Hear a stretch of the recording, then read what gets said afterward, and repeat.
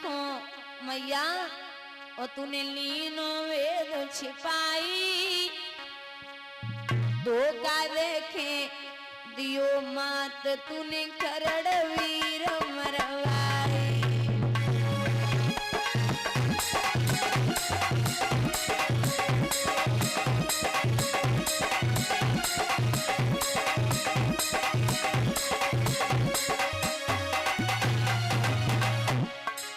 माँ हम जो जनते करड़ व्राते तो लड़ते नहीं लड़ाई, हम झुक के छुअते चरण करड़ मेरो ले तो गले लगाई।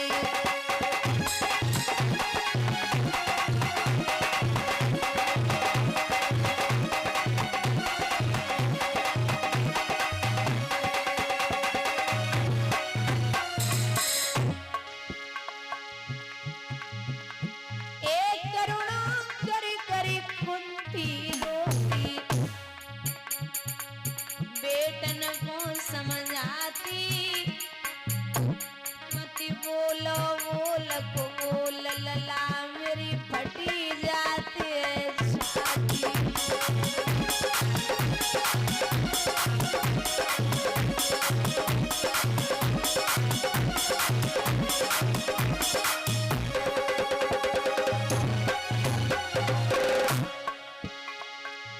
तब सम्मान करो तो मुरली लाश गुण डेली हथेली करी कृष्ण ने चिता गुण दिखाई।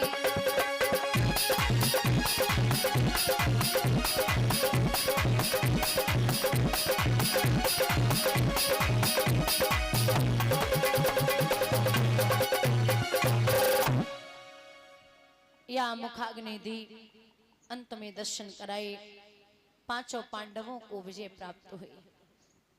भैया श्री सूत जी वर्णन करते सोनकादिक ऋषियों, एक समय की बात है, दुर्योधन बैठे थे, जब कर्ण मारे गए तो द्रोणाचार्य पुत्र सुथामा ने जवाब दियो, कहा बात है? बोले अब कुछ चारा नहीं बचा, कर्ण भी मर गए, अब क्या करें? बोले कुछ नहीं, निश्चिंत हो जाओ, आप एक काम कर लो। क्या? मैं आपसे वादा करता हूं कि मैं पांचों पांडवों को आपके सामने मार के लाऊंगा।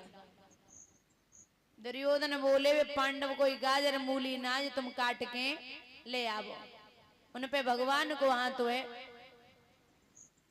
बोले आप निश्चिंत हो जाइए। रात्रि के समय पांडवा लेटे थे, दूसरे शिविर में जाकर के लेटा दिया कान्हा ने। पांचों बच्चे द्रौपदी के लेटे सिर काटे हैं और थाल में रखे लेकर के पहुंचे। बोले ये लो, रोज कहते थे नहीं मार पाऊंगा नहीं मार पाऊंगा, आज मार के लाया हूं। दुर्योधन क्रोध में था, अंधेरा तो था ही चारों तरफ। बोले काम करो अश्वत्थामा, पहले हमें भीम का सिर निकाल के दो जिसने मेरे भाई को मारा है। भीम के बच्चा को सिर, जो द्रौपदी के 5 बेटे और पांडवों के अलग अलग विवाह हुए थे उनके भी बेटे, तो जो 5 बेटे द्रौपदी के थे महाराज, उनके सिर बोले भीम का सिर लाइए। तो सबसे बड़ा जो सिर था उसको निकाल करके रख दिया, दोनों तरफ से भीम ने वो सर दबाया। जैसे ही दबाओ सो 1 से 2 टुकड़ा है गए सर के। दुर्योधन ने जवाब दियो, रे अश्वत्थामा तेने तो गजब कर दियो, क्यों? भीम को सिर इतना कमजोर ना है जो हमारे दबावे से फट जावे। प्रकाश कर।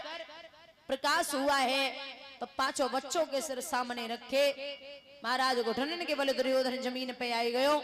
वरदान या श्राप आप समझिए जो भी, लेकिन लगा हुआ था कि सुख और दुख, हंसेगा और रोएगा एक साथ, तभी इसकी मृत्यु हो जाएगी। दुख तो इस बात का है कि पूरे खानदान में इधर से और उधर तक तेने कोई पानी देवे वालों ना छोड़ो जो मुझे मुखाग्नि दे सके। मेरा बेटा पहले ही मर गया, अब पांडवन में कोई ना बचो जो मुखाग्नि दे दे। और सुख इस बात का है कि तेने उनको वंश मिटाए के लायो तो पांडव अपने आप मर जाएंगे। जमीन पर गिर पड़ा दुर्योधन। इधर सुबह जब हुआ तो डेरों में रक्त बह रहा था और अबला पड़ी रो रही थी। द्रौपदी बाल बिखराए हुए लालों पे पड़ी रो रही थी। मोहन के आते ही बोली, आओ मोहन बे बाकी है, अथवा इस खेल तुम्हारे में अब और खेल भी बाकी है। आइए कान्हा, आपके होते हुए आपके 5-5 मांझे मारे गए, आपको शर्म आनी चाहिए। भगवान ने द्रौपदी की कलाई पकड़ी और एक बात कही है, बहना तू निश्चिंत हो जा, मैं सौगंध खाता हूं उस अश्वत्थामा को तेरी आंखों के सामने न मार के ला पाया तो हमसे भी कन्हैया कौन कहे। चले जब अश्वत्थामा को पकड़ लिया तो मारने ही वाले थे। अर्जुन ने कहा कि आप द्रौपदी से कह के आए हो कि आंखों के सामने मारूंगा, तो वहीं मारना। द्रौपदी के सामने लेके जब पहुंचे, द्रौपदी के सामने जब लेके पहुंचे तो वारी द्रौपदी, एक विद्वान कहते हैं कि धरड़ी करड़ी है थमी हुई, ऐसी सुशील महिलाओं से बलवानों के यदि इज्जत है तो ऐसी ही अबलाओं से।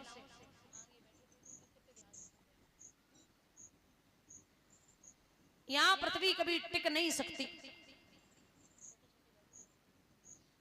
अगर ऐसी माताएं पृथ्वी पर न रहे। कारण ये है कि द्रौपदी जवाब देती है कि भैया ये जाति का ब्राह्मण है, जाति का ब्राह्मण है।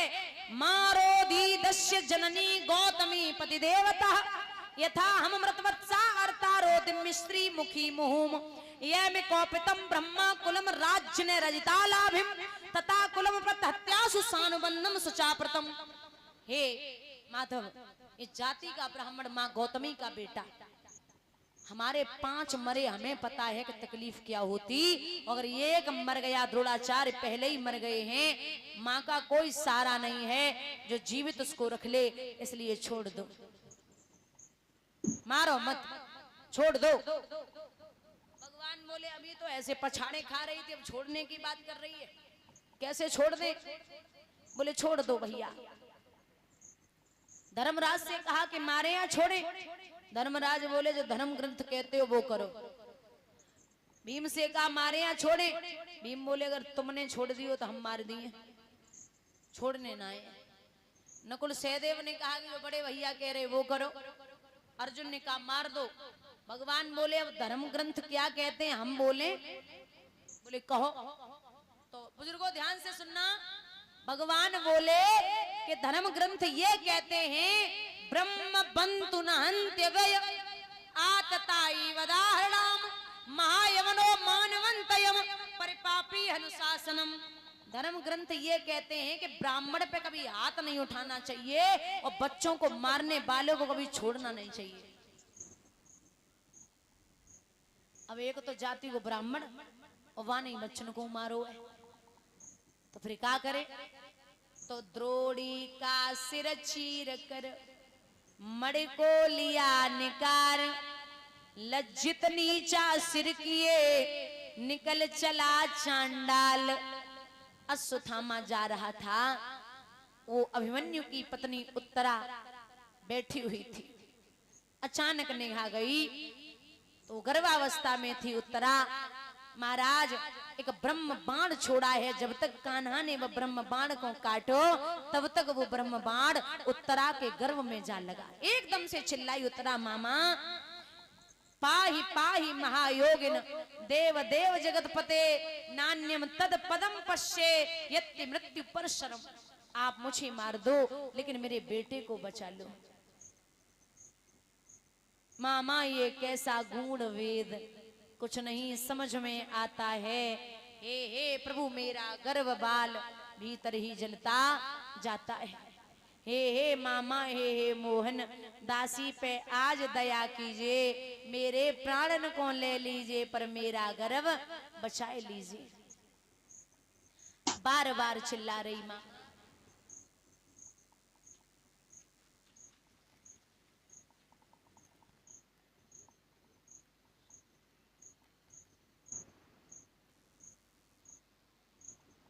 आप मुझे मार दो, मेरे बेटे को बचा लो। भगवान कभी गर्भ में प्रवेश नहीं करते। पहली बार गर्भ में प्रवेश करके जब परीक्षित ने देखा है, प्रथम बार जो बालक है पेट में, वो निगाह डालता है भगवान पे, कोई चतुर्भुज रूप लेकर के आया, मेरी जान में जान आई है। जैसे एक सच्चा भक्त भगवान के बारे में सब जानता है, वैसे कुंती समझ गई कि मेरे प्रभु ने मेरे वंश को बढ़ा दिया। सामने खड़ी है कुंती, नमस्ते पुरुषत्वाधिमश्वरम प्रकटे परम अलक्षम सर्वभूतानां अंतवरहिरं वस्थितम् कृष्णाय वासुदेवाय देवकी नंदाय च नंद गोप कुमाराय गोविंदाय नमो नमः। नमः पंकजानाभाय नमः पंकजमालिने नमः पंकज नेत्राय नमस्ते पंचग्रहे। हे जीवों के जीव करुणा निधान, आप सर्वव्यापी हैं, आपसे कुछ भी नहीं छुपा। नाथ आपने मेरे वंश को बढ़ा दिया।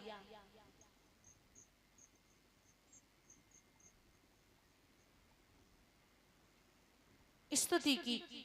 भगवान बोले क्या कर रही हो बुआ, मैं आपका भतीजा ही ठीक हूं, आपने ब्रह्म बोल के हमें पराया कर दिया। और चलो बुआ, आपने हमें ब्रह्म बोल ही दिया तो एक काम करो। बोले क्या? अब आप हमसे कुछ मांग लो।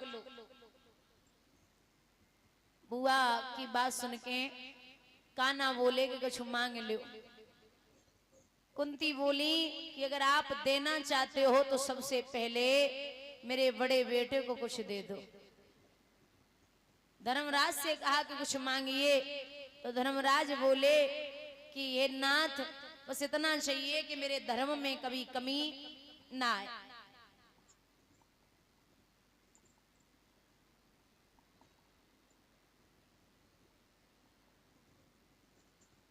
मेरे धर्म में कभी कमी ना आए।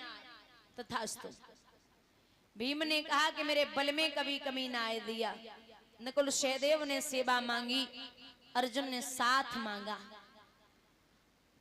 अब मैया द्रौपदी से कही है, बोल बहना तो को का चाहिए? तो मैया द्रौपदी कह रही, भैया आपने अब तक मेरी लाज बचाई है तो